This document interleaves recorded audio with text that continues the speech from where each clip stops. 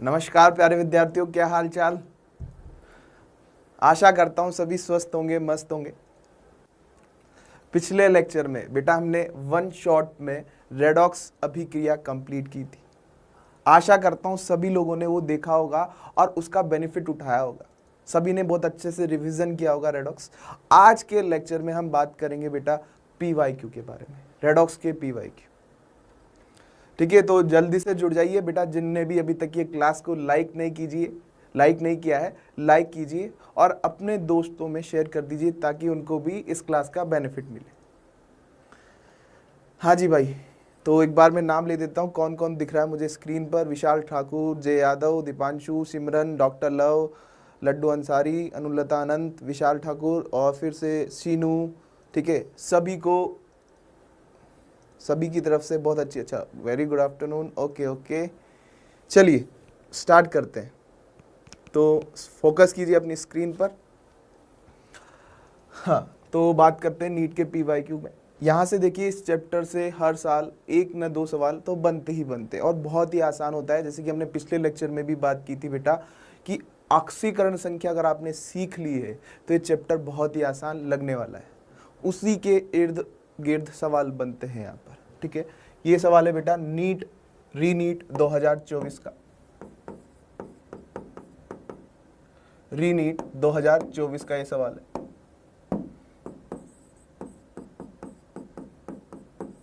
देखिए कितना आसान सा सवाल पूछा गया है, मतलब कि नंबर तो आपके पक्के हैं इस चैप्टर से यदि आपने बस कोशिश की तो।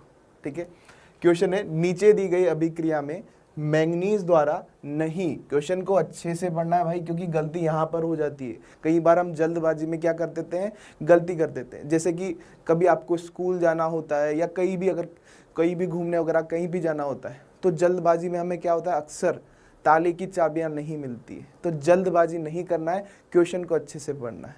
तो यहाँ पर मैं क्वेश्चन अच्छे से पढ़ा तो पता लगा यहाँ पर नहीं लिखा हुआ है, क्योंकि अगर नहीं लिखा हुआ होता तो पूरा लैंग्वेज अलग हो जाता। नीचे दी गई अभिक्रिया में मैंगनीज द्वारा नहीं दर्शाई जाने वाली ऑक्सीकरण अवस्था, यानी कौन कौन सी अवस्था दर्शाई गई और कौन सी नहीं दर्शाई गई, ये हम निकाल लेंगे तो हम आंसर निकाल सकते हैं। MnO4 यहाँ पर अगर हम बात करते हैं, ये है MnO4 2-।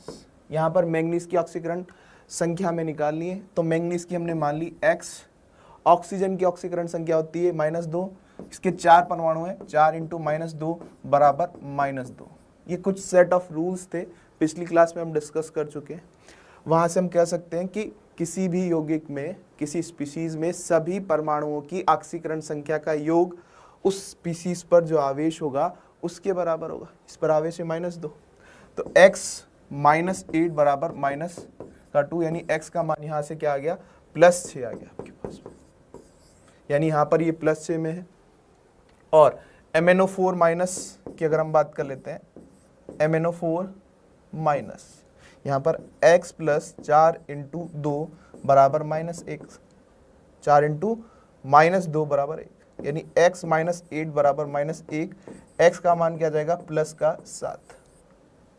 x का मान क्या गया, +7 आ गया। यहाँ पर मैंगनीज +7 में है, यहाँ पर +6 में है। MnO2 की भी अगर हम बात कर लेते हैं बेटा, MnO2 यहाँ पर इसका ऑक्सीकरण संख्या x मान लेते हैं, x + 2 × -2 बराबर 0, यानी x का मान क्या आ गया, +4। तो देखिए बेटा, यहाँ पर ऑक्सीकरण संख्या की अगर हम बात करें, यहाँ पर +6 दर्शा रहा है, यहाँ पर +7 है और यहाँ पर +4। अब कौन सी नहीं दर्शाई गई है। बहुत ही अच्छा आंसर आने लगे हैं बच्चों के। देखिए जिनका ऑक्सीकरण संख्या आती है, फटाफट से कैसे आंसर दे दिया उन लोगों ने, और ये सवाल बनते हैं। तो मैं कहता हूँ चैप्टर बहुत आसान है ये, यहाँ से आपके नंबर पक्के हैं यदि आपने अच्छे से प्रयास किया तो +6, +7 और +4 ये दर्शा रहा है। कौन सी नहीं दर्शा रहा है, +2 और +3, यानी बी और ई नहीं दर्शा रहा। कौन सा ऑप्शन है जी, ये 4th option. 4th will be the answer. मतलब फ्री के नंबर है रेडॉक्स अभिक्रिया से, अगर आपने अच्छे से चैप्टर पढ़ा है। और चैप्टर भी बहुत टफ नहीं है। देखिए नीट के एग्जाम में हमारे पास में सवाल सही होना चाहिए, वहां पर एस का रिवार्ड नहीं मिलेगा कि सर मैंने टफ सवाल सही कर दिया है या आसान सवाल सही कर दिया, दोनों सवालों के +4 नंबर है। तो आपको ज्यादा सवाल सही करने हैं। तो पेपर को कैसे अटेम्प्ट करना है, सबसे पहले वो सवाल आपको करने हैं जो आसान है। वो सवाल आपने किए तो वहां से आपके पास में डेफिनेटली नंबर बनेंगे, और नंबर बनेंगे आपका कॉन्फिडेंस अप होगा। फिर सेकंड राउंड में आपको क्या करना है, जो सवाल नहीं बने थे उनको आपको अटेम्प्ट करना है। तो ये पेपर अटेम्प्ट करने का तरीका है, ठीक है। बढ़ते हैं आगे अगले सवाल पर। अगला सवाल भी बेटा यहाँ पर आपके पास में पूछा गया है नीट 2024 में। नीट 2024 में ये सवाल पूछा गया था। यहां पर बोला है निम्नलिखित में से कौन सी अभिक्रिया रेडॉक्स अभिक्रिया नहीं है। देखिए लैंग्वेज का खेल है पूरा। रेडॉक्स अभिक्रिया नहीं है। रेडॉक्स अभिक्रिया क्या होती है, जहां पर अपचयन और ऑक्सीकरण दोनों साथ में होता है, यानी ऐसी अभिक्रिया जहां पर ऑक्सीकरण संख्या में वृद्धि भी हो और कमी भी देखने को मिले तो वो आपके पास में रेडॉक्स अभिक्रिया है। चारों अभिक्रिया को अगर हम लिख देते हैं तो पहली अभिक्रिया आपके पास में जिंक प्लस CuSO4, यहां से आपके पास बन रहा है ZnSO4 प्लस कॉपर। सभी की ऑक्सीकरण संख्या की अगर हम बात कर लेते हैं, यहां पर जिंक की ऑक्सीकरण संख्या है यहाँ पर 0, कॉपर की +2, यहाँ पर जिंक की +2 और कॉपर की 0, सल्फर की यहाँ पर +6 और ऑक्सीजन की -2, यहाँ पर भी +6 और -2। हर एक तत्व की ऑक्सीकरण संख्या देखिए, तो जिंक 0 से +2 जा रहा है, कॉपर +2 से 0 आ रहा है, यानी जिंक का ऑक्सीकरण हो रहा है और कॉपर का अपचयन हो रहा है, यानी ये तो रेडॉक्स है, ये आपके पास में रेडॉक्स है। दूसरी अभिक्रिया भी चेक कर लेते हैं इसे बेटा। दूसरी अभिक्रिया 2KClO3 प्लस I2, यहां से आपके पास बन रहा है 2KiO3 प्लस Cl2। हर एक तत्व का ऑक्सीकरण संख्या निकाल लेते हैं। Potassium +1, chlorine +5, oxygen -2, iodine 0, potassium +1, iodine +5, oxygen -2, chlorine 0। ठीक है, तो देखिए यहां पर आयोडीन 0 से +5 यानी आयोडीन का ऑक्सीकरण, क्लोरीन +5 से 0 क्लोरीन का अपचयन, यानी ये भी रेडॉक्स अभिक्रिया है आपके पास। देखिए आप ट्रेंड समझिए, यहां पर किस प्रकार के सवाल, पूरा ऑक्सीकरण संख्या पे ही सवाल बन रहा है। तो जिसको ऑक्सीकरण संख्या आ गई उसको रेडॉक्स अभिक्रिया आ गई और उसके नीट में नंबर पक्के हैं जी। तीसरी अभिक्रिया के बारे में बात करते हैं। H2 प्लस Cl2 और यहां से बन रहा है जी 2HCl। हाँ जी, सभी की ऑक्सीकरण संख्या के बारे में यहाँ पे बात कर लेते हैं। तो H2 तात्विक अवस्था में 0, Cl2 का 0, हाइड्रोजन का +1, क्लोरीन का -1, यानी 0 से +1 हाइड्रोजन का ऑक्सीकरण हो रहा है और क्लोरीन का अपचयन हो रहा है 0 से -1, यानी ये भी रेडॉक्स अभिक्रिया है। हाँ जी, तो कौन सी नहीं हुई भाई, D will be the answer. लेकिन उस ऑप्शन को भी हम चेक कर लेते हैं। Fourth option BaCl2 plus Na2SO4 से BaSO4 प्लस 2NaCl। ठीक है, ऑक्सीकरण संख्या बेरियम क्षारीय मृदा धातु, सोडियम क्षारीय धातु, ये +2 -1 +1 +6 -2 +2 +6 -2 +1 -1। यहाँ पर किसी भी तत्व की ऑक्सीकरण संख्या ना तो बढ़ रही है जी और ना ही घट रही है जी, यानी ये अभिक्रिया रेडॉक्स अभिक्रिया नहीं है, रेडॉक्स नहीं है, यानी रेडॉक्स नहीं है। तो आंसर क्या हो गया, फोर्थ हो गया। Fourth will be the answer. तो देखिए आप किस लेवल के सवाल पूछे जा रहे हैं नीट में। दोनों नीट 2024, एक रीनीट 2024 का था और एक नीट 2024 का था, दोनों ही सवाल ऑक्सीकरण संख्या पे। तो ऑक्सीकरण संख्या पर बार बार लगातार धुआंधार सवाल पूछे जाते हैं, ठीक है। डबल डिस्प्लेसमेंट रिएक्शन हो गई, ऐसा आप कह सकते हैं। चलिए बढ़ते हैं आगे की ओर, अगले सवाल पर। नीट 2023 थियोरेटिकल सवाल पूछा था, रेडॉक्स युग्म, रेडॉक्स पेयर क्या होता है, ठीक है, जहां उसके लिए सही विकल्प क्या है, दोनों समान तत्व की ऑक्सीकृत रूप है, दोनों समान तत्व का अपचयित रूप है, दोनों समान तत्व का अपचयित तथा ऑक्सीकृत रूप है, कैथोड तथा एनोड एक साथ है, रेडॉक्स पेयर। यहां पर अगर हम बात करते हैं रेडॉक्स अभिक्रिया में क्या होता है, ऑक्सीकरण और अपचयन, अपचायित और ऑक्सीकृत, यानी थर्ड ऑप्शन भी यहां पर करेक्ट हो गया। कितना आसान सा सवाल आया था। नीट 2023, नीट 2023 में रेडॉक्स अभिक्रिया संतुलन का सवाल आया था, ठीक है। बहुत सारे तरीके हैं सवाल को करने के, ठीक है, तो मैं दो तरीके बताऊंगा। पहला लंबा वाला तरीका जो हम सबको आना चाहिए, हम बात करेंगे ऑक्सीकरण संख्या परिवर्तन मेथड के बारे में, ऑक्सीडेशन नंबर चेंज मेथड। और दूसरा तरीका है बेटा एग्जाम में कैसे सोल्व करना है वो मैं आपको बताता हूँ। दूसरा तरीका है भाई ए बी सी ये दे रखा है, तो हर एक ऑप्शन को रख करके देख सकते हैं अपन, हर एक ऑप्शन को अगर रख के देख सकते हैं तो वहां से भी हम बता सकते हैं कौन सा आंसर होगा, ठीक है। अभिक्रिया में यहां पर देख लेते हैं क्या क्या दिया गया है, कौन कौन से ion, Cr2O7 2 minus plus SO3 2 minus,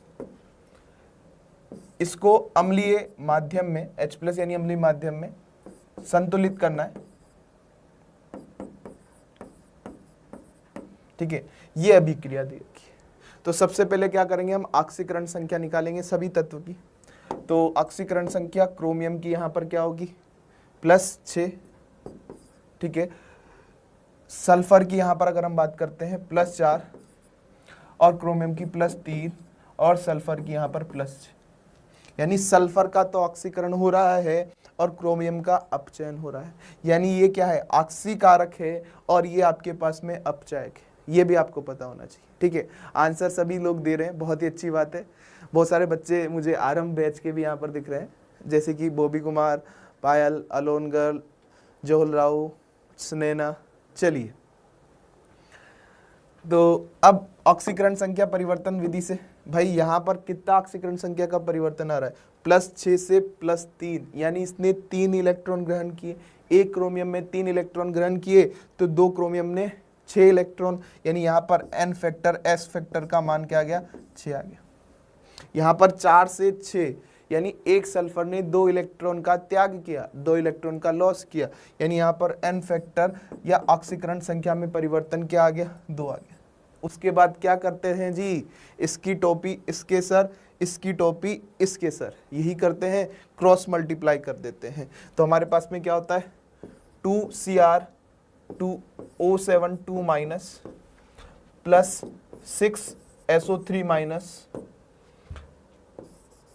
और Cr+3 प्लस SO4 2 माइनस। हाँ जी यही करते हैं हम। तो देखिए बेटा यहाँ पर अगला मेथड, अगली स्टेप क्या होगी हमारे पास में, ऑक्सीजन और हाइड्रोजन को छोड़ के बचे हुए परमाणु का संतुलन। ऑक्सीजन और हाइड्रोजन को छोड़ के, यानी क्रोमियम की इधर 4 क्रोमियम है तो यहाँ पर भी हम किससे गुणा कर देंगे 4 से गुणा कर देंगे। इधर 6 सल्फर है तो इधर भी हम 6 से गुणा कर देंगे। अब बारी आई ऑक्सीजन की, ठीक है। ऑक्सीजन यहाँ पर हमारे पास में कितने हो गए 6 × 18 + 14 32 ऑक्सीजन हो गए, और यहाँ से 6 × 24 ऑक्सीजन, इधर 24 ऑक्सीजन इधर 32, यानी इधर 8 ऑक्सीजन की कमी है। तो ऑक्सीजन को हम H2 अणु से संतुलित करते हैं +8H2। और अब बारी आई हाइड्रोजन की, हाइड्रोजन को H+ से करेंगे क्योंकि अम्लीय माध्यम में करना है। इधर 16 हाइड्रोजन है, इधर एक भी हाइड्रोजन नहीं है, तो इधर हम यहाँ पर 16H2 16H+, यहाँ पर आपके पास में हो जाएगा बेटा 16H+। अब ABC क्या है, ABC Cr2O7 डाइक्रोमेट आयन का गुणांक, सल्फाइड आयन का गुणांक और H+ का गुणांक, इनका अनुपात क्या होगा हमारे पास में, यानी क्या हो गया 2, 6, 16 अनुपात 1, 3, 8, यही अनुपात होगा। 1, 3, 8 कौन सा ऑप्शन हो गया जी, ABC का। जल्दी से कमेंट कर दीजिए कौन सा ऑप्शन हो गया। हाँ जी भाई 1, 3, 8 फोर्थ ऑप्शन आपके पास में हो गया, तो fourth will be the correct option. Fourth आपके पास में सही आंसर हो गया। देखिए इस तरह के आसान सवाल बनते हैं, नीट 2023 में पूछा गया है। चलिए बहुत सही बात, सभी का आंसर आ चुका है। अगला सवाल बेटा नीट 2022 का, ये कंसेप्ट भी बहुत ही प्यारा कंसेप्ट है, यहां पर भी कई बार सवाल पूछे जाते हैं इसी कंसेप्ट पे। बोला गया है निम्नलिखित में से कौन सी एक अपघटन अपचय अभिक्रिया है। देखिए ध्यान से पढ़िएगा, अपघटन अपचय अभिक्रिया यानी अपघटन भी होना चाहिए और रेडॉक्स अभिक्रिया भी होना चाहिए, यानी टूटना भी चाहिए और रेडॉक्स अभिक्रिया भी होना चाहिए। ठीक है। हाँ एक बच्चा बोल रहा है अब की बार 717 पार। बेटा बहुत अच्छी बात है, मैं तो चाहता हूँ सभी बच्चों का सिलेक्शन हो, सभी बच्चे डॉक्टर बने। तो डॉक्टर बनने के लिए पहले आप ये घर से निकलना पड़ता है ना, वैसे ही आपको ठानना पड़ेगा कि मुझे डॉक्टर बनना है। केवल बोलने से काम नहीं चलेगा कि सर अब की बार 717 पार। ठीक है, आप उसके लिए काम कीजिए, दिन रात एक कर दीजिए। ठीक है, दिन रात एक कर दीजिए का मतलब ऐसा नहीं है कि 24 घंटे पढ़िए, जितना पढ़ सकते हैं बेटा उतना पढ़िए। ठीक है, लक्ष्य आपका है, सपना आपका है, तो आपको ही साकार करना है। तो जल्दी से पढ़ाई में लग जाइए। सभी लोग कहते हैं ना कुछ ना कुछ करने के लिए कुछ ना कुछ स्टार्ट करना होता है, तो हमें इम्प्लीमेंटेशन करना है। हम केवल सोचते ही रह जाते हैं हाँ 717 ले आएंगे, 800 मतलब कुछ भी अच्छे ले आएंगे नंबर, कुछ भी बोल देते हैं, पर वो कब होगा संभव, जब आप स्टार्ट करेंगे। ठीक है, इम्प्लीमेंट कीजिए, सोचने से अच्छा है इम्प्लीमेंट करना। हाँ क्वेश्चन पे आते हैं फिर से। यहाँ पर आपको अपचय अभिक्रिया भी बतानी है, यानी रेडॉक्स अभिक्रिया भी और साथ में अपघटन अभिक्रिया भी। ठीक है, सभी की ऑक्सीकरण संख्या हम निकाल लेते हैं। ठीक है, लेड NO3 नाइट्रेट होता है -1, तो इस पे हो जाएगा +2, यहाँ पर +2 -2। ठीक है, ऑक्सीजन का यहाँ पर 0 है। ठीक है, और यहाँ पर ऑक्सीजन का -2, नाइट्रोजन का +4। ठीक है, नाइट्रोजन का यहाँ पर +5, ऑक्सीजन का -2। तो क्या ये रेडॉक्स अभिक्रिया है? हाँ जी सर, रेडॉक्स अभिक्रिया है ये। -2 से ऑक्सीजन 0 पे जा रहा है और यहाँ पर ऑक्सीजन का ऑक्सीकरण हो रहा है और +5 से +4 में जा रहा है, नाइट्रोजन का अपचयन हो रहा है। तो रेडॉक्स अभिक्रिया तो है। पहले हम ये देख रहे हैं कि सारी अभिक्रिया रेडॉक्स अभिक्रिया है कि नहीं। तो दूसरी अभिक्रिया के बारे में बात कर लेते हैं। N2O2NO, N2 का ऑक्सीकरण संख्या यहाँ पर 0, O2 का 0, नाइट्रोजन का +2, ऑक्सीजन का -2, यानी यहाँ पर भी ऑक्सीकरण और अपचयन दोनों हो रहा है। 0 से +2 ऑक्सीकरण, 0 से -2 अपचयन।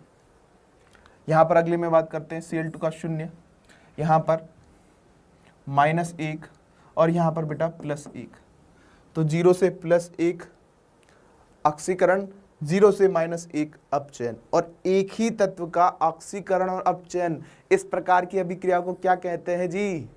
याद है कि भूल चुके हैं? सर क्लास का इतनी जल्दी नहीं चमकता, हमें भूलने की आदत हो जाती है।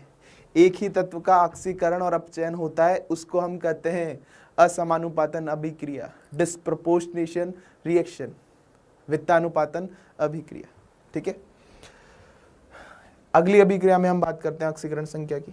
P4 में यहाँ पर 0, यहाँ पर बेटा आपके पास में +1 और यहाँ पर -3। ठीक है, और यहाँ पर अगर हम बात करते हैं ये आपके पास में +3, +2 +1 ही होगा यहाँ पर भी ऑक्सीकरण संख्या। देखिए ऐसे निकाल लेते हैं, कई बार अगर कंफ्यूजन हो जाता है तो H2PO2 माइनस, इसका हम मान लेते हैं x, तो +1 इंटू 2 प्लस x, 2 इंटू -2 बराबर -1, ठीक है। यानी प्लस का 2 प्लस का x माइनस का 4 माइनस का 1, x -2 बराबर -1, यानी x का मान क्या गया +1, यहाँ पर फोर्स प्लस का +1। तो 0 से -3 अपचयन, 0 से +1 ऑक्सीकरण, यानी सभी क्या है आपके पास में जी, सभी यहाँ पर रेडॉक्स अभिक्रिया है। लेकिन साथ में एक शब्द और लगा दिया उन्होंने, अपघटन। अपघटन का मतलब क्या है, टूटना। तो कौन सा बड़ा आपके पास में यौगिक छोटे यौगिक में टूट रहा है सर, पहले में, यानी पहली अभिक्रिया आपके पास में अपघटन के साथ साथ रेडॉक्स अभिक्रिया भी, यानी first will be the correct answer, पहला ही करेक्ट आंसर। ठीक है, चलिए first will be the answer. बहुत सारे बच्चों ने ये आंसर सही दिया है, बहुत सही। अलोन करने सही दिया है। इंदर कुशवाहा बार बार लिख रहा है नमस्ते सर, नमस्ते बेटा, नमस्कार। चलिए पढ़ाई पे ध्यान दीजिए फिर से आप। जाटव निखिल वो है, ओके। चलिए बहुत से बच्चे आंसर दे रहे हैं, ए सही है उनका आंसर। तो नीट 2022 में सारे सवाल लिंक है ऑक्सीकरण संख्या से, कुछ भी नया नहीं है। ऑक्सीकरण संख्या निकालना आ गया तो रेडॉक्स अभिक्रिया की हम पहचान कर सकते हैं। चलिए बढ़ते हैं अगले सवाल पर। अगला सवाल नीट 2022 में ही पूछा गया था इसी का। निम्न समुच्चयों में से उस समुच्चय को पहचानिए जिसमें सभी स्पीशीज विषानुपातन अभिक्रिया कर सकती है। विषानुपातीकरण या वित्तानुपातीकरण, या हम कह सकते हैं असमानुपातन, ठीक है। मतलब एक ही तत्व का ऑक्सीकरण और एक ही तत्व का अपचयन हो सके। कैसे पहचानेंगे, यदि आपके पास में उस तत्व की ऑक्सीकरण संख्या मध्यवर्ती हुई, बीच में हुई, यानी तो उसका अपचयन भी संभव है और उसका ऑक्सीकरण भी संभव है। क्या ये बात पता कि नहीं पता? अगर किसी तत्व का ऑक्सीकरण संख्या मध्यवर्ती है, यानी उसका ऑक्सीकरण संख्या बढ़ा भी सकते हैं और ऑक्सीकरण संख्या घटा भी सकते हैं, तभी उसका अपचयन और ऑक्सीकरण संभव है। तो यहां पर हमें बोला गया है कि सभी का पॉसिबल हो, तो सभी की ऑक्सीकरण संख्या निकाल लेते हैं। कौन कौन से तत्व है हमारे पास में यहाँ पर? Cl2 में क्लोरीन की ऑक्सीकरण संख्या 0 होगी। ClO2 माइनस में अगर हम बात करें, क्लोरीन का हमने मान लिया x + 2 इंटू -2 बराबर -1, x -4 बराबर -1, x का मान +3, यहां पर आ गया +3, ठीक है। ClO3 माइनस,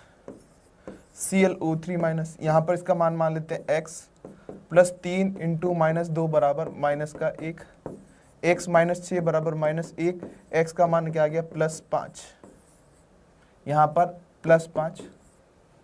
और S8 खुद ही से तत्व जुड़ा है, तो यहां पर S8 में सल्फर की ऑक्सीकरण संख्या है 0। और कौन सा है बेटा यहाँ पर? H2O2, और H2O2 ही है, H2O2 में अगर हम बात कर लेते हैं, इसका +1, इसका -1, F2 में फ्लोरीन का 0, ठीक है। लिख देते हैं हम यहाँ पर सभी की ऑक्सीकरण संख्या, इसका 0, ClO2 माइनस का +3, +5 और 0। ClO4 माइनस की अगर बात कर लेते हैं, ClO4 माइनस में इसका x +4 इंटू -2 बराबर -1, यानी x का मान क्या आ गया +7, यहाँ पे +7। यहाँ पर ClO माइनस में अगर हम बात करेंगे तो ClO माइनस में +1, ClO2 माइनस में +3 और F2 में 0।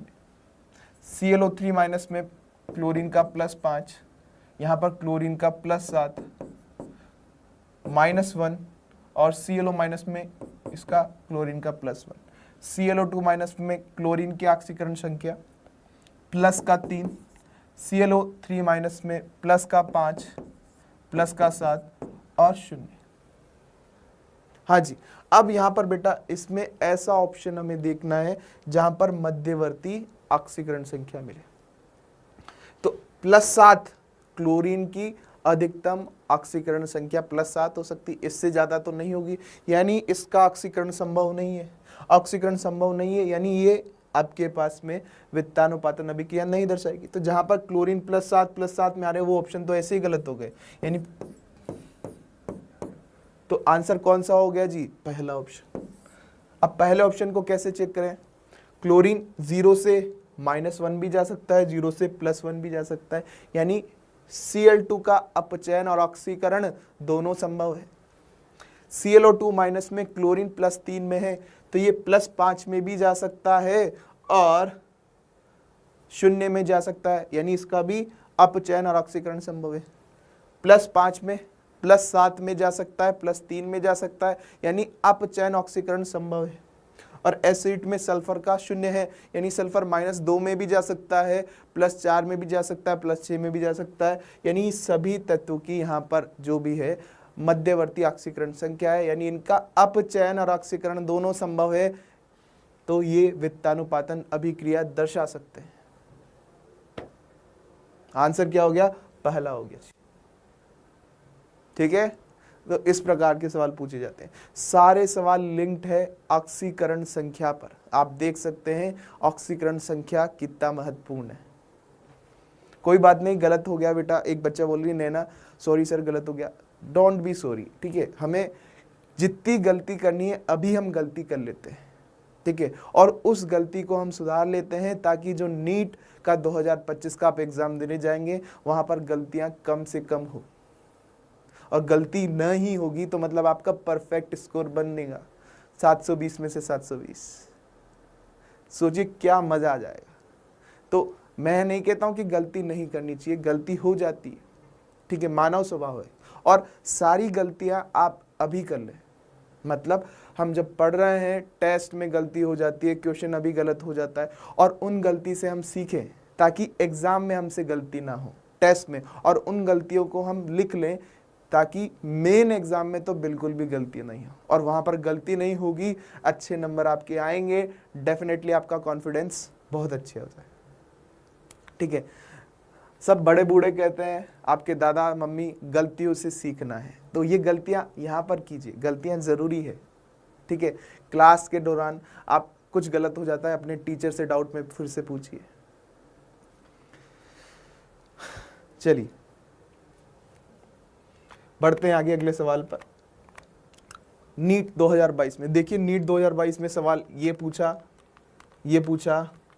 और ये पूछा, तो एक ही साल में इस चैप्टर से 3 सवाल और एक ही कंसेप्ट, अगर यदि आपको ऑक्सीकरण संख्या निकालना आता है तो आपके सवाल बनते चले जाएंगे, मतलब 12 नंबर पक्के, आपका डॉक्टर बनने का सपना पक्का होता जाएगा। एक ही साल में 3 सवाल, तो इसके सवाल पूछते हैं। ठीक है, उदासीन तथा अल्पक्षारीय माध्यम में केमेनोफोर क्या है? एक बहुत अच्छा प्रबल ऑक्सीकारक है, आयोडाइड को आयोडेट में बदल देता है। तो इस अभिक्रिया में मैग्नीज की ऑक्सीकरण अवस्था क्या होगी? ठीक है, मैग्नीज की ऑक्सीकरण अवस्था बहुत सिंपल सा सवाल है। ठीक है, उदासीन तथा अल्पक्षारीय माध्यम में, ठीक है, +7 से +4 में चला जाता है, यानी फोर्थ ऑप्शन केमेनोफोर आपके पास में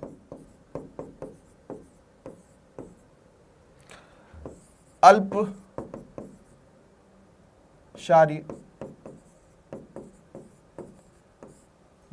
या हम कह सकते हैं उदासीन माध्यम में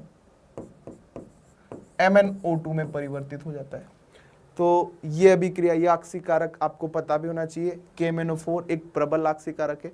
यहाँ पर इसकी ऑक्सीकरण संख्या, केमेनोफोर में इसकी ऑक्सीकरण संख्या +7 है और इसकी ऑक्सीकरण संख्या +4 है, यानी ऑक्सीकरण संख्या कहाँ से कहाँ गई सर? +7 से +4। कौन सा ऑप्शन करेक्ट है जी? Fourth option. मतलब इस चैप्टर को देख करके फील आ जाता है कि केमिस्ट्री तो कितनी आसान है जी, नंबर तो ऐसे ही बनते जाएंगे जी। ठीक है, बस ऐसे ही आपको हर एक चैप्टर पढ़ना है। ठीक है, कुछ आसान होते कुछ कठिन होते, तो कठिन को भी आसान में परिवर्तित करना है। लोग डरते हैं आयनिक साम्य अवस्था से, ऊष्मा गतिकी से, ऊष्मा रसायन से, छोड़ के भागते हैं कि सर हम तो बायोलॉजी वाले स्टूडेंट हैं, हमसे गणित नहीं होता है जी। पर गणित करना है जी अगर डॉक्टर बनना है तो। ठीक है, आपको कैलकुलेशन सीखनी ही होगी। ठीक है, आप डाउटनट की हमारी क्लासेस में आएंगे तो आपको पता लगेगा हम किस तरीके से अप्रोक्सीमेशन सिखाते हैं, आपको बहुत अच्छा फील होगा। अगला सवाल नीट 2021 में रेडॉक्स अभिक्रिया का, एक लवण दे रखा है आपके पास में। ठीक है, ये जो लवण है इसका सूत्र दे रखा है, रासायनिक सूत्र KHC2O4 dot H2C2O4 dot 4H2, मतलब 2-3 यौगिक एक साथ जुड़े हुए हैं। ठीक है, इसका उपयोग अपचायक की तरह होता है। ठीक है, तो इसका तुल्यांकी भार क्या होगा? अब ये अपचायक है तो दूसरों का क्या करेगा, ये अपचयन करेगा और खुद का ऑक्सीकरण करेगा। यानी हमारे पास में अगर हम बात करते हैं यहाँ पर इस तत्व के बारे में, KHC2O4 dot H2C2O4 dot 4H2। हाँ जी, हर एक तत्व की ऑक्सीकरण संख्या निकाल सकते हैं। ठीक है, किसी को तकलीफ नहीं होगी। देखिए यहाँ पर ऑक्सीकरण संख्या हम निकाल लेते हैं। पोटेशियम की +1, हाइड्रोजन की +1, कार्बन की +3 और ऑक्सीजन की -2। हाइड्रोजन की +1 +3 -2 +1 -2। सर ये कैसे लिख दिया आपने इतनी जल्दी? बेटा हमने सीखे हैं कुछ सेट ऑफ रूल्स, जिनको नहीं आता है उनके लिए भी डिटेल में मैं बता देता हूँ। इसको आप अलग कर लीजिए, डॉट, यानी ये एक अलग यौगिक, ये एक अलग यौगिक, ये एक अलग यौगिक, KHC2O4। पोटेशियम क्षारीय धातु हमेशा +1 दर्शाएगा, हाइड्रोजन भी +1 दर्शाएगा, यानी यहाँ पर +2, यानी ये आपके पास इसको कह सकते हैं C2O4 2-, ये एक यौगिक हो गया। अब यहाँ पर कार्बन की निकालनी है ऑक्सीकरण संख्या, यानी इसका x मान लेते हैं, तो 2x + 4 × -2 बराबर -2। ठीक है, तो 2x -8 बराबर -2, तो यहाँ से x का मान क्या आ गया, +3 आया। तो इस प्रकार से यहाँ पर कार्बन की ऑक्सीकरण संख्या हमने निकाली। किसकी तरह काम कर रहा है ये आपके पास में अपचायक। अपचायक क्या होता है, ये क्लास में हमने बहुत अच्छी तरीके से सीखा था। जैसे कि LIC एजेंट दूसरों की LIC करता है, वैसे ही अपचायक क्या करेगा जी, दूसरों का अपचयन करेगा और खुद का ऑक्सीकरण, खुद का ऑक्सीकरण। अब इसमें ऑक्सीकरण यहाँ पर किसका संभव है, कार्बन का संभव है। तो क्या बनता है आपके पास में, यहाँ से CO2 बनता है। CO2 में कार्बन की ऑक्सीकरण संख्या +4। हाँ जी, अपचायक के लिए संयोजकता कारक, क्योंकि हमें क्या निकालना है, तुल्यांकी भार।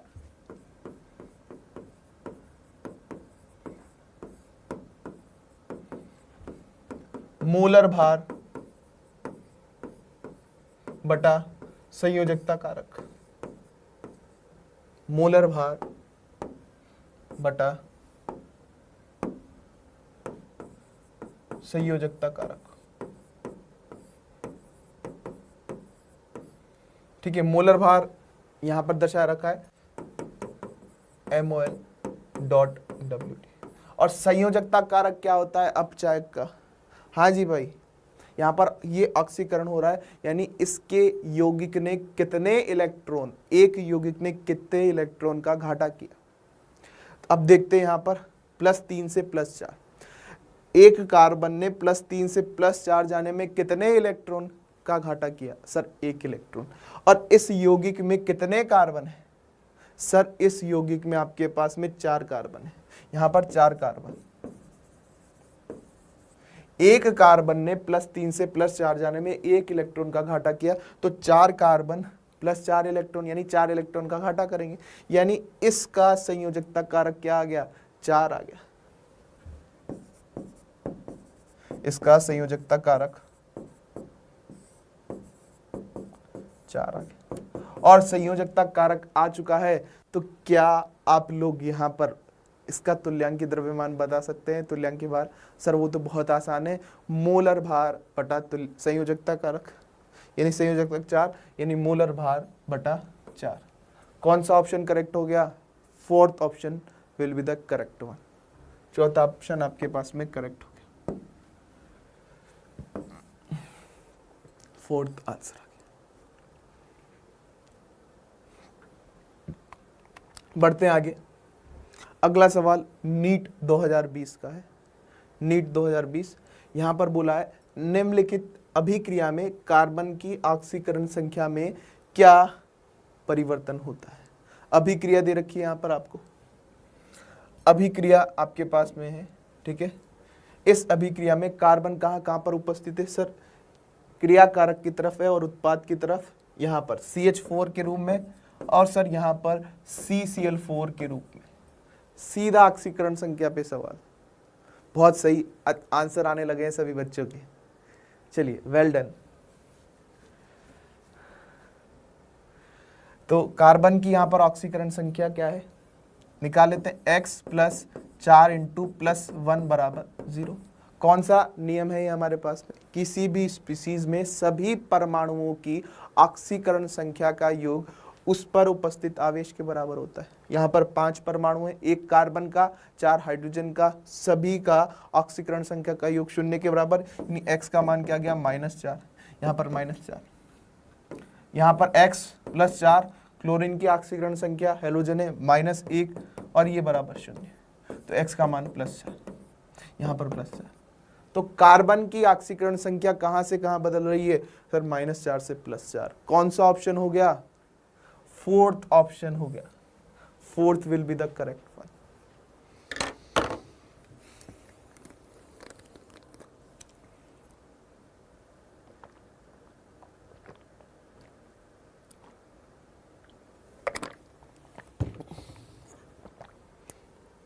फोर्थ ऑप्शन यहां से आपके पास में आ गया, ठीक है बेटा। इतना आसान सा सवाल पूछा गया है। अगला सवाल नीट 2019 का, यहां पर पूछा गया है निम्नलिखित में से कौन सी अभिक्रिया के असमानुपातन अभिक्रिया है? हाँ जी भाई, कौन सी अभिक्रिया असमानुपातन अभिक्रिया है? जहां पर बेटा एक ही तत्व का ऑक्सीकरण हो और एक ही तत्व का अपचयन हो, वही आपके पास में असमानुपातन अभिक्रिया है। यानी यहां पर हम बात कर लेते हैं चारों अभिक्रिया में। पहली अभिक्रिया क्या हो रही है भाई? कॉपर +1 से +2 और 0 गया, तो +1 से +2 यानी कॉपर का ऑक्सीकरण हो रहा है और कॉपर का ही अपचयन हो रहा है, यानी ये आपके पास में कौन सी अभिक्रिया हो गई? असमानुपातन अभिक्रिया हो गई। यहां पर बात कर लेते हैं दूसरी अभिक्रिया के लिए भी, यहां पर लिख लेते हैं बी ऑप्शन को हम, MnO4 2 4H plus 2 MnO4 minus plus MnO2 plus 2H2। यहां पर मैग्नीज के बारे में हम मैग्नीज की ऑक्सीकरण संख्या को देखते हैं। यहां पर +6, यहाँ पर +7 और यहाँ पर +4 अभी हमने निकाला था। तो +6 से +7 मैंगनीज का ऑक्सीकरण हो रहा है और +6 से +4 मैंगनीज का अपचयन हो रहा है। यानी यहाँ से हम क्या कह सकते हैं जी भाई? मैंगनीज का असमानुपातन हो रहा है, यानी ये भी आपके पास में असमानुपातन अभिक्रिया है। तीसरा ऑप्शन देख लेते हैं, सी ऑप्शन, KMnO4 से K2MnO4 plus MnO2 plus O2। Manganese की ऑक्सीकरण संख्या KMnO4 है, यहां पर +7, यहां पर K2MnO4 है +6 और +4। +7 से +6 अपचयन, ऑक्सीकरण संख्या में कमी, अपचयन, +7 से +4 ऑक्सीकरण संख्या में कमी, ये भी अपचयन, यानी दोनों अपचयन हो रहा है। यहाँ पर तो एक ही तत्व का ऑक्सीकरण अपचयन नहीं हो रहा, यानी ये असमानुपातन अभिक्रिया नहीं है। ठीक है, आखिरी वाली देख लेते हैं भाई, डी ऑप्शन के बारे में बात कर लेते हैं। D option MnO4 minus plus 3Mn plus 2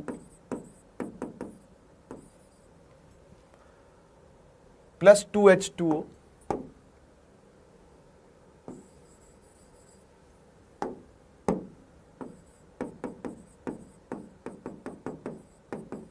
यहां से आपके पास में क्या बन रहा है, 5MnO2 plus 4H plus 5MnO2 4H plus 2MnO4 minus.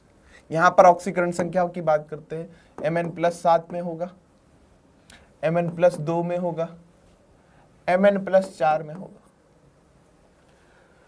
तो भाई प्लस 7 से प्लस 4, ये तो आपके पास में क्या हो गया, प्लस 7 से प्लस 4 अपचयन, और प्लस 2 से प्लस 4 ऑक्सीकरण। लेकिन इधर नहीं आ रहा है, उल्टा हो रहा है, तो ये तो असमानुपातन नहीं, समानुपातन अभिक्रिया हो गई, वित्तानुपातन अभिक्रिया नहीं हो गई। ये कौन सी अभिक्रिया होगी, समानुपातन, समानुपातन अभिक्रिया, समानुपातन अभिक्रिया, यानी ये भी आंसर नहीं है। तो केवल ए और बी, केवल ए और बी, यानी कौन सा आंसर हो गया, बहुत सारे बच्चे सही आंसर दे रहे हैं, जल्दी से भाई बता दीजिए कौन सा answer, first option will be correct one. केवल ए तथा बी ही आपके पास में असमानुपातन अभिक्रिया है, फर्स्ट ऑप्शन। ठीक है, किन किन का सही था ये आंसर, जल्दी से वो लोग कमेंट कर दीजिए, वो लोग हार्ट फायर बना दीजिए ताकि मुझे पता लगे किन किन का ये आंसर सही था। जल्दी से कमेंट बॉक्स में कमेंट कर दीजिए। ओके, बॉबी कुमार का सही था, अलोन गर्ल का सही था, खुशी गौड़ का, लड्डू अंसारी का, नैना का, अरविंद शर्मा का, XYZ गेमर्स का, जितेंद्र रायदेश का, राजेंद्र वर्मा का, अरविंद शर्मा, गंगा, काफी सारे नाम आते जा रहे हैं, काजल सिंह, खुशी गौड़, भावना पटेल। चलिए बढ़ते हैं आगे अगले सवाल पर। नीट 2018 में रेडॉक्स अभिक्रिया पर यह सवाल पूछा गया है। अभिक्रिया का यहाँ पर संतुलन करना है और यहाँ पर MnO4 minus C2O4 minus H plus के आगे सही गुणांक क्या होंगे। ठीक है, ये आपसे पूछा है। तो यहाँ पर अगर हम लिख लेते हैं अभिक्रिया MnO4 minus plus C2O4 minus, यहाँ से आपके पास में अम्लीय माध्यम में H प्लस से Mn प्लस 2 बन रहा है और CO2 प्लस H2, यह अभिक्रिया है। ठीक है जी, इस अभिक्रिया में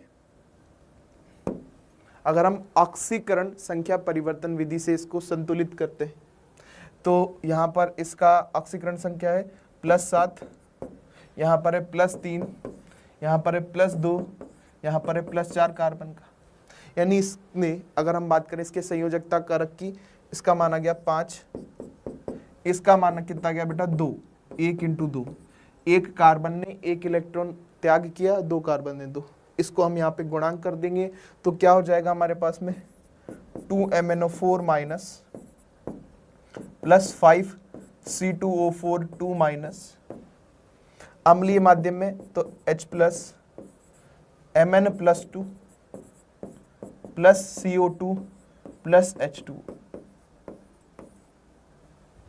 ठीक है, अब यहाँ पर मैग्नीज के 2 परमाणु हैं तो यहाँ पर भी हम 2 से गुणा कर देंगे, कार्बन के 10 परमाणु हैं तो यहाँ भी हम 10 से गुणा कर देंगे। ठीक है, और बारी आई ऑक्सीजन और हाइड्रोजन की। ऑक्सीजन की इधर 20 और 8 28 परमाणु हैं, इधर आपके पास में 20 है तो यहाँ पर 8 H2O और 16 हाइड्रोजन है तो 16 H प्लस। अब इनके गुणांक की हम बात करते हैं, MnO4 minus C2O4 minus H plus. MnO4 minus के आगे 2, 5 और 16, 2, 5 और 16 कौन सा ऑप्शन है? सेकंड ऑप्शन आपके पास में है, यानी second will be the correct answer. हाँ जी भाई, सेकंड आपके पास में करेक्ट आंसर हो गया। तो बहुत ही आसान से सवाल पूछते हैं इस चैप्टर से। आपने देखा 3 ही कंसेप्ट पे लगातार सवाल पूछे गए। पहला ऑक्सीकरण संख्या, दूसरा अभिक्रिया का संतुलन, और तीसरा आपके पास में वित्तानुपातन या असमानुपातन अभिक्रिया।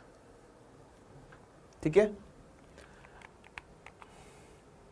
अगला सवाल यहां पर, गर्म सांद्र सल्फ्यूरिक अम्ल एक मध्य प्रबल ऑक्सीकारक है, यानी आपके पास में H2SO4 क्या है? एक प्रबल ऑक्सीकारक, यानी दूसरों का ऑक्सीकरण कर सकता है H2SO4। सल्फ्यूरिक अम्ल यानी H2SO4 मध्यम प्रबल ऑक्सीकारक है। निम्न में से कौन सी अभिक्रिया ऑक्सीकरण का व्यवहार नहीं दर्शा रही है? ठीक है, कौन सी अभिक्रिया? तो सभी की यहाँ पर बेटा में क्या करना होगा, फिर से जो सवाल पूछा गया था नीट 2016 में ऑक्सीकरण संख्या पे, अगर आप ऑक्सीकरण संख्या निकाल सकते हैं तो बता सकते हैं कि कहाँ पर ऑक्सीकरण हो रहा है और नहीं हो रहा है। चलिए देखते हैं हर एक ऑप्शन को। पहला ऑप्शन देख लेते हैं हम, कार्बन की ऑक्सीकरण संख्या 0 प्लस 2H2SO4 में सल्फर की ऑक्सीकरण संख्या +6, यहाँ पर ये बना रहा है CO2, यानी ये +4 प्लस 2SO2, सल्फर का भी यहाँ पर +4 प्लस 2H2। हाँ जी भाई, इसने इसका ऑक्सीकरण कर दिया 0 से +4, यानी यहाँ पर तो ऑक्सीकरण संख्या दर्शा रहा है। ठीक है, ऐसे ही बेटा अगर हम बात करें दूसरे ऑप्शन में, CaF2 प्लस H2SO4, यहां से बन रहा है बेटा CaSO4 प्लस 2HF। दूसरी अभिक्रिया में ऑक्सीकरण संख्या की बात करें, यहां पर कैल्शियम +2 में, फ्लोरीन -1 में, सल्फर +6 में, यहां पर भी सल्फर +6 में, और कैल्शियम +2 में, हाइड्रोजन +1 में, फ्लोरीन -1 में। हाँ जी भाई, ये तो हमारे पास में +6 से, ये भी +2 में, यानी यहाँ पर तो भाई सभी ऑक्सीकरण संख्या समान है क्रियाकारक और उत्पाद में। तो यहाँ पर ये इसका ऑक्सीकरण नहीं कर पा रहा है, तो ये व्यवहार नहीं दर्शा रहा है। कौन से ऑप्शन में हो गया? Second option. तो आपके पास में कौन सा ऑप्शन सही हो गया? सेकंड ऑप्शन सही हो गया है। बाकी ऑप्शन भी हम देख लेते हैं। ये आपके पास में ऑक्सीकारक है, कॉपर यहाँ पर 0 में है, और यहाँ पर सर +2 में कॉपर का ऑक्सीकरण कर दिया। यहाँ पर हम बात करते हैं सल्फर 0 में है, और यहाँ पर सल्फर +4 में है। तो यहाँ पर भी ये ऑक्सीकारक की तरह काम कर रहा है, दूसरे का ऑक्सीकरण कर रहा है। तो correct answer second, victory. Correct answer आपके पास में कौन सा हो गया? Second option.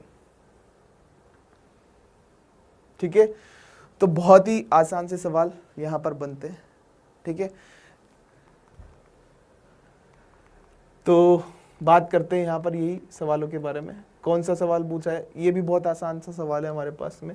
जलीय माध्यम में KMnO4 आपके पास में अभिक्रिया करता है।